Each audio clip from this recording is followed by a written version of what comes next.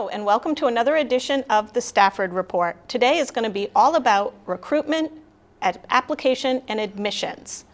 I'm Cindy Dunnigan. I'm the Outreach Coordinator at Stafford, and with me today is... Hi, I'm Melissa Thies. I'm a school counselor at Stafford, and I am been there about 5 years.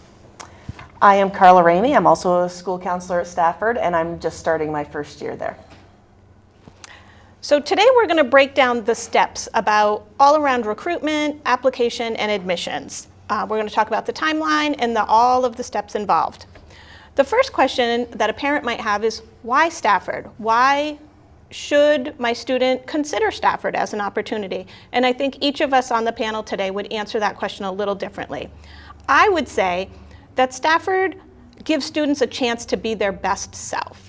They find a program that is of high interest to them, and with high interest comes high engagement with their learning. And I think that's true for everyone, even adults. When you have high interest in learning about something, you put more energy into it. And I think that's why Stafford can be a great fit for some students. When I think about why Stafford, I always think first about my first experience with Stafford. And I used to be a counselor at a K-8 school, and we would bring our 8th graders for a visit at Stafford. And I was always blown away at, as we would go program to program, how these students who were juniors and seniors in high school could really speak to their program area. They were confident. It was such a neat thing to see. And as time went on, I started to see my former middle schoolers in that same role and watch students who were shy and maybe really unsure of themselves grow into these confident young professionals. So for me, that's the biggest why of Stafford, is kind of how it can change and empower students. I also like to think that Stafford has a lot of meaning to students. So when students are at Stafford, they're working on real world problems. And many of them don't even realize how they're applying their academic skills to these problems because they're just so immersed in something, like Cindy said, that is meaningful and of high interest to them. Stafford's also a great place for students to stretch themselves. In their time in program, many of our programs give students the opportunity to earn industry-recognized credentials. So these are credentials that typically folks would get in their field as they're working, or in maybe like trade school or post-secondary opportunity. They're things like the LNA exam that our health career students sit for, or the cosmetology license, OSHA 10, FEMA, ServSafe. So there's really a lot of options for students to stretch themselves when they're in high school. A lot of our programs also offer college credits that are just naturally a part of program. They're taking college courses that are already a part of the work that they're doing in program, and that's across the center and in some of our academics. So when I think of why Stafford, I am coming from a high school setting, and students are able to have hands-on experiences. They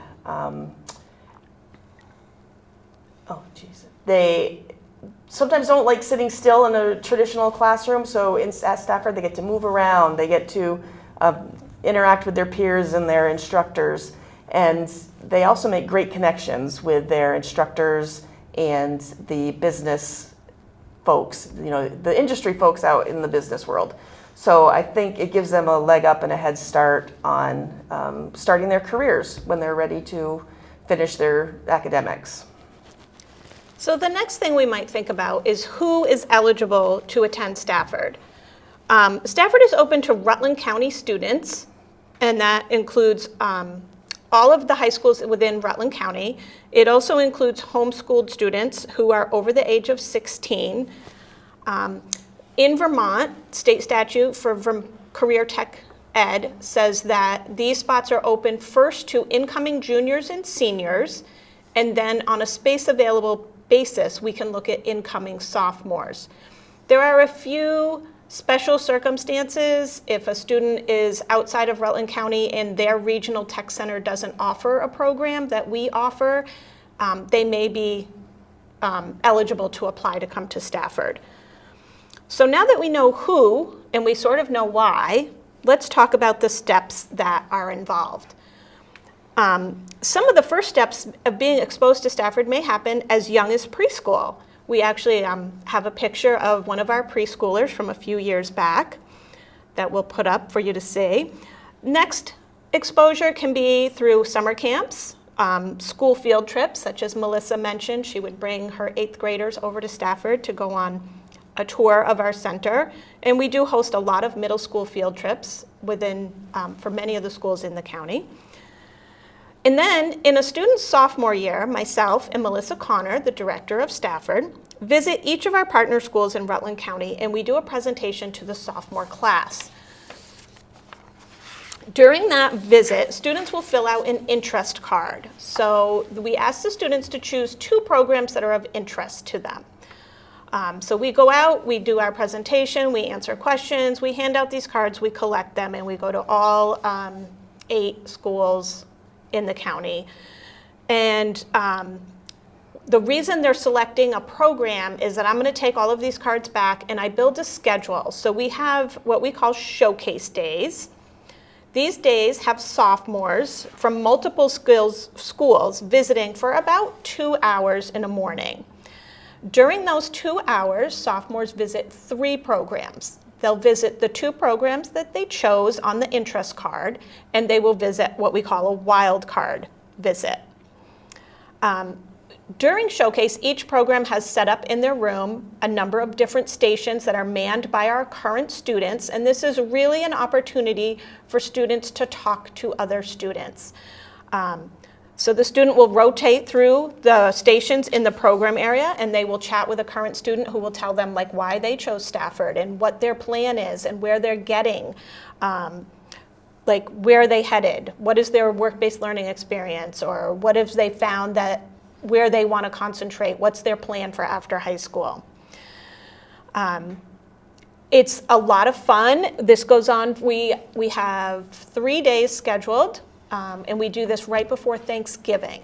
So early in November, we visit the schools, and just before Thanksgiving and the Tuesday after Thanksgiving, sophomores in the county have the opportunity to come. Their school provides busing. They come in, they spend the morning. Melissa, do you have anything to add about showcase days? I'm wondering if we talk a little bit about career night. We're going to get there. Oh, okay. Because that's next. So after Showcase, we do host what we call Career Night. And that's an opportunity for a student to bring back the important people in their life, whether that's a parent, a grandparent, an aunt and uncle, maybe their best friend, maybe somebody who missed the field trip. They can bring those people who help them make important decisions to Stafford in the evening, and it's kind of a showcase in the evening. And the school is open for anyone in the community can come in, see any of the programs or see all of the programs. You can come in and just visit one that your child has a particular interest in and then leave. It's a very open, free-flowing night. It's a chance to speak with our school counselors. Oftentimes parents have questions. We are available to answer questions about things like academics and what a student's schedule might look like, and just reassure some of the worries that parents might have about making a really big decision like this. So, and we're happy to entertain any questions because again, we want to make sure that it's the right fit for the student at that time. So after after that night, or even after their visit, the next step for the student is to apply to Stafford if that's the choice they're making. If they have thought about it, they visited, they saw something that just really excited them and they can see themselves taking part in that program for their education, then they would choose to apply to Stafford. Melissa, you're going to talk a little bit about the online application. Sure, yeah. So after a student has visited and hopefully they narrow down their choices to 1 or 2 programs that they would be interested in applying to, they're going to think about filling out the application. We hope that the very first thing that students will do is chat with their families, their school counselor, or their school team, and let them know that they're planning to apply to Stafford. We hope that the families and the school team and the student will take a look at the entry requirements that are posted right above the application on our website. The entry requirements, we have entry requirements for Stafford in general, But we also have program-specific entry requirements. And we spend a lot of time on these entry requirements to make sure that students and families and school teams really understand what a good fit for the program is, because some of our programs have more academic rigor, some have some physical requirements, and we want to make sure that students are a right fit. It's a good fit for them and that they are ready for what the program is going to prepare them for. Once the student and the family and the school team have reviewed those entry requirements and they're sure that the student is a good fit for the program, the student would then create an account online through our website to fill out the application.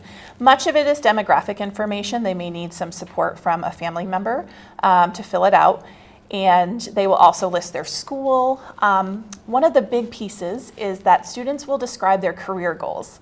And that's a really important piece of the application for us, because we want to make sure that students have a high interest in the program that they're going to pursue, and that it's the training that they're going to get at Stafford is going to prepare them for their next step. After their part of the application is complete and submitted, an email gets sent to their partner school counselor, who then will provide some documentation for our team about things like attendance, grades, their transcript, their behavior records, and the academic courses that the student will need to complete in order to be on track for graduation. We look at all of those pieces when we are taking into consider an applicant. Our priority date is December 15th. Because there's a number of steps that are involved in the process, we like students to know that that priority date is really important and gives them the best shot at getting into their first choice program. Speaking of first choice programs, it can be a little different around the state, and at Stafford we have far more applications than we have seats available. Mm-hmm. Oftentimes people want to know, well, what's the most popular program, or what's the hardest program to get into? And it's very much on a cycle that's very hard to predict. It really depends on the student body, that group of sophomores, where does their interest lie? We do have perennial favorites that seem to retain a very high interest: electrical and plumbing, welding, our health careers programs, digital arts tend to have very high numbers applying. And many of our programs, being that we are working in heavy labs, we have guidelines and regulations that say how many students can be in the program. So that priority application date is super important if you're applying to a program that could have a lot of competition for it. Once that online application is filled out, the process comes back to me. During December, I will take after that date has gone by, I will get a list of all the students who've applied and what one or two programs they've expressed interest in that they are applying to. I will then start building their interview visit schedules. Every student who applies, part of the application process is attending a half-day interview visit. This visit serves two purposes. It allows the student to spend a significant amount of time in the program they're applying to see if it's really right for them. They've seen it during their showcase visit where they spent maybe a half an hour in the program. Now they're going to spend 2.5 hours in the program. So they can really get a sense of, could I do this? Can I be in this program? Our students spend a large amount of their day in their program area. We want to make sure that it's still a good fit. Did they realize how much they'd be standing? Did they realize how much physical work they were going to be doing? Did they realize how much sitting they might be doing, depending on the program? So they will visit, if they've only applied to one program, they'll visit that program. If they applied to two programs, they will visit one in the morning and one in the afternoon. They will, if their partner school is one who provides busing regularly, they would just come on the bus and return on their school bus. So there's no impact. The parent does not need to transport them or anything. Some of the private schools do not provide transportation, and in those cases, students are responsible for getting to and from Stafford. So it's really important. These do get scheduled in January, and there are snow days. There are things, sometimes we have school, but the partner school has a snow day. All of this information about this interview visit will come to the student through email. It will also be communicated to their counselor at their partner school. So it's super important that students check their email. They listen if their counselor has sent them a note to please come see them, that they follow through with the counselor. But it is a requirement to complete this interview visit as part of the application. So Carla, who recently came to us from one of our partner schools, how do students typically feel about their interview visit day? Typically, I think they're nervous and excited for the opportunity. It's something they look forward to. They're obviously interested in going to Stafford, so they know that in an interview, you're kind of applying for a job, right? So they know there's, pretty high stakes in that. But there is a lot on the excitement side of it too. They want to go in, they want to impress. I always encourage them to participate with the group. Don't just stand back and be a wallflower. Get in there, and whatever you're allowed to do it, and interact with the other students in there and the instructors. And they would always come back with, it was a great visit. So it's always a positive vibe and experience for them. That's awesome. In that email that goes out is included a link to a video that instructors came to me and they said, sometimes we feel like students don't know what we're looking for, and we want to tell them.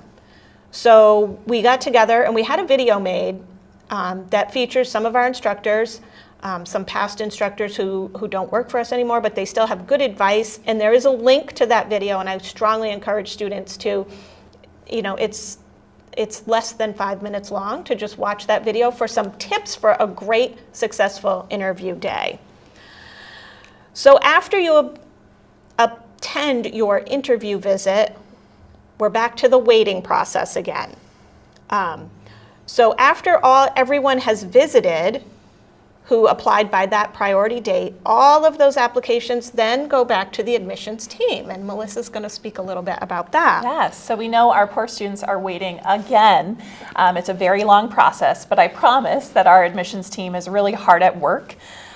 Typically, we review over 400 applications, so it does take us some time to get through those 400 applications and really dig into each one of those students and the documentation we have on them and their interview visit to really make sure that we're finding the best fit for the student and for the programs. We do what is called blind admissions, which means that we do not know if a student is on any sort of educational plan.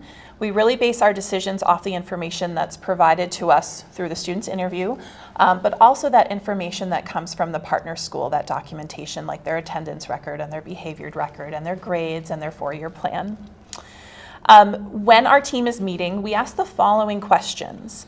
Does the student meet the Stafford and program entry requirements? And that is very, very important because, again, we want to make sure that a student is in the right fit for them. We ask if the student is on track for graduation. Program takes up a big part of a student's day, and they still need to complete the requirements for their partner school's graduation. So we have to make sure that the academics that they need fit with the time that program is going to take out of their day as well. We look at if a student demonstrates good attendance, and attendance is always important, but especially important at Stafford. Very often, students in our programs are completing activities that are hard to replicate and hard to do outside of program and school. So it's essential that students have good attendance when they come to Stafford. We, again, look at that students' career goals and ask whether they're aligned with their program choice. Sometimes it isn't a perfect fit, but the student is able to describe how they think the experience and program might help them reach that career goal. We're looking at whether the student can be successful in program, and again, kind of going back to those entry requirements and their visit to look at that. We're looking at if the student can demonstrate safe behaviors in the program.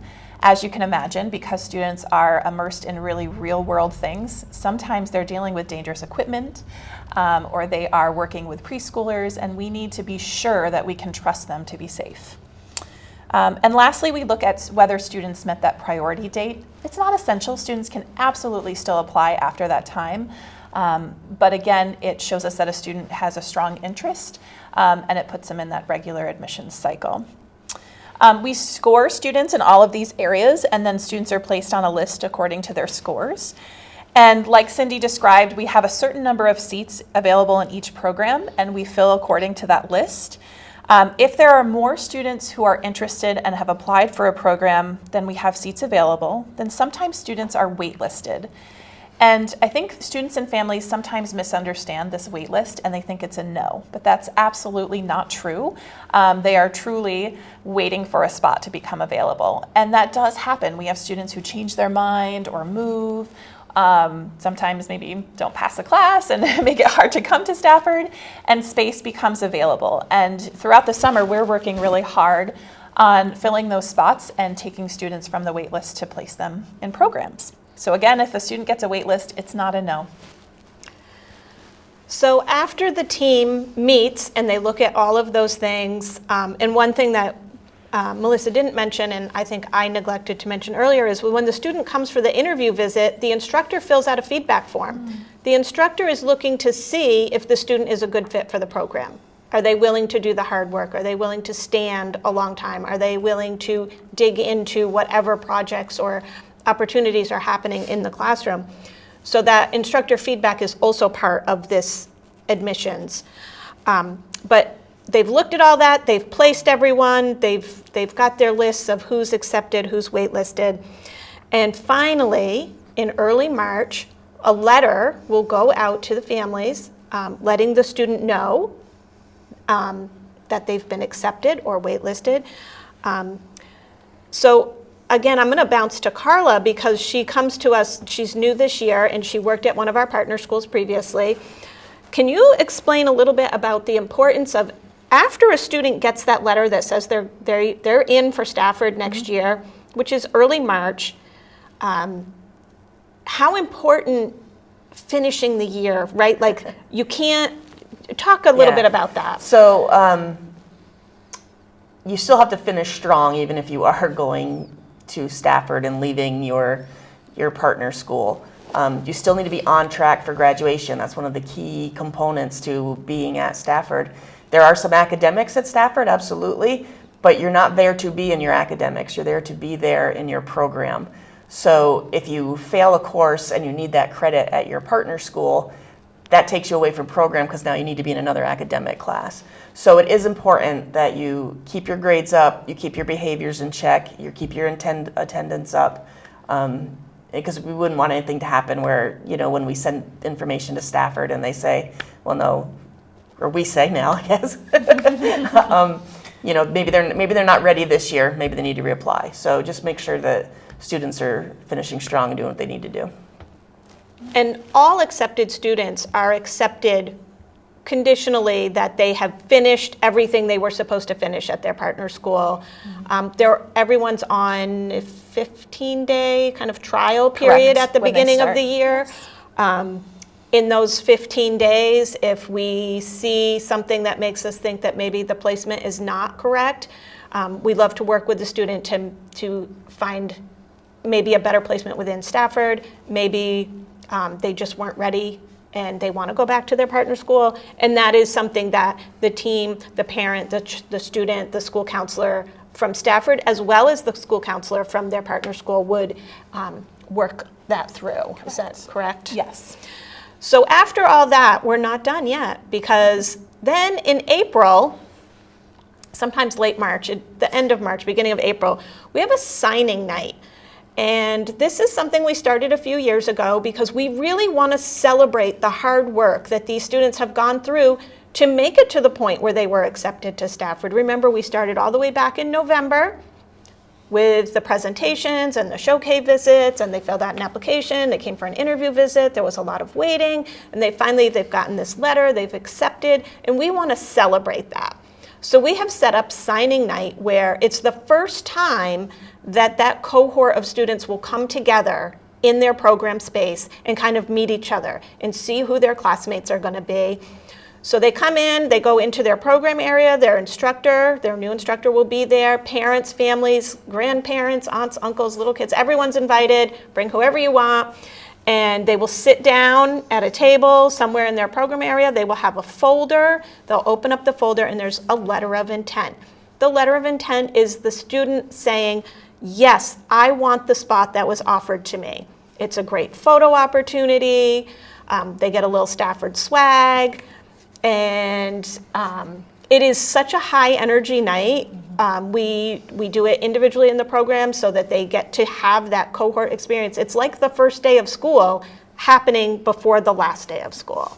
It's kind of, I would say it's a fun, exciting night. And again, our students go through such a process to apply and be accepted at Stafford that it's such a wonderful opportunity to really celebrate them. And we just have a few minutes left, and I'm just going to bounce out some of our frequently asked questions because we have frequently answers over here. One of the questions I get when I present to students is, well, I play sports, or I'm in theater, or I'm in band. Coming to Stafford, unfortunately, you can't play sports for Stafford because we don't have a sports team, but you are not disqualified from taking part in any activity that is offered at your partner school. You can be in theater, you can play sports, you can be in honor society, you can be in whatever program and events happen at your partner school. You are not excluded. Also, we have our own clubs and activities that happen at Stafford. We have a National Technical Honor Society. We partake in Skills USA, and if you watched the last episode of the Stafford Report, you learned a lot about Skills USA. There's game of logging, there's, what am I missing? FCLA. FCLA. There are a number of opportunities for students to be involved at Stafford. Another question we get is usually, well, driver's ed. I still need driver's ed. I'm going to bounce that one over to the school counselors. Oh, gosh, this one is so hard because we recognize how essential driver's ed is to students and their families. Being in a rural area, we know that driving is really important.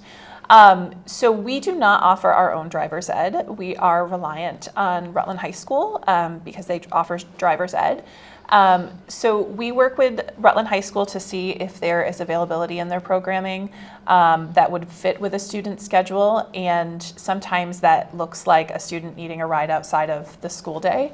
But we really try to get students everything they want, in addition to everything they absolutely need, and we'll work with families. But it's one of those things that we can't always promise, unfortunately.